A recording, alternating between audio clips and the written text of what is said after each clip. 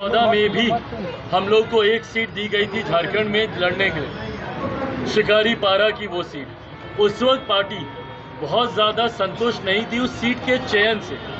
इस बार मुझे खुशी इस बात की है कि जो सीटें हम लोगों ने चुनी थी उसी में से हम चाहते थे कि हम लोगों को गठबंधन के तहत लड़ने का मौका दिया जाए। उस लिस्ट ऑफ सीट में से ही हम लोग को वो सीट मिली।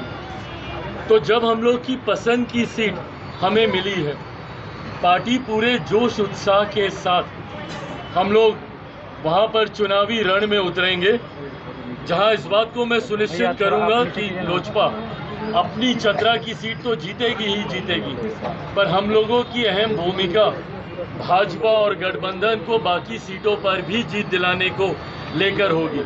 कल वहाँ पे परसों 24 तारीख को वहाँ पे नामांकन है। उस नामांकन में भी मैं झारखंड जाऊंगा और मैं मानता हूं, पूरा विश्वास है कि हेमंत सोरेन जी की मौजूदा सरकार, जिसमें इतने विवाद और भ्रष्टाचार देखने को मिले, पहली बार झारखंड को शर्मसार होना पड़ा कि उनके मुख्यमंत्री तक को भ्रष्टाचार के आरोपों में जेल जाना पड़ा। जिस तरीके से बटा हुआ विपक्ष दिखाई दे रहा है, सीटों के लिए एक दूसरे पर आरोप प्रत्यारोप करने से भी ये लोग बाज नहीं आ रहे।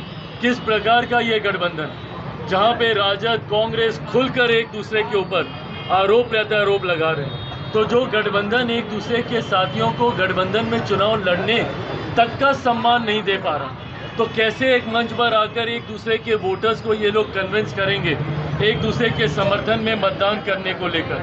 मैं मानता हूँ तथाकथित इंडी अलायंस की एक बड़ी हार, जैसे हरियाणा में देखने को मिली, एक बड़ी हार झारखंड चुनाव परिणामों के बाद देखने को मिलेगी।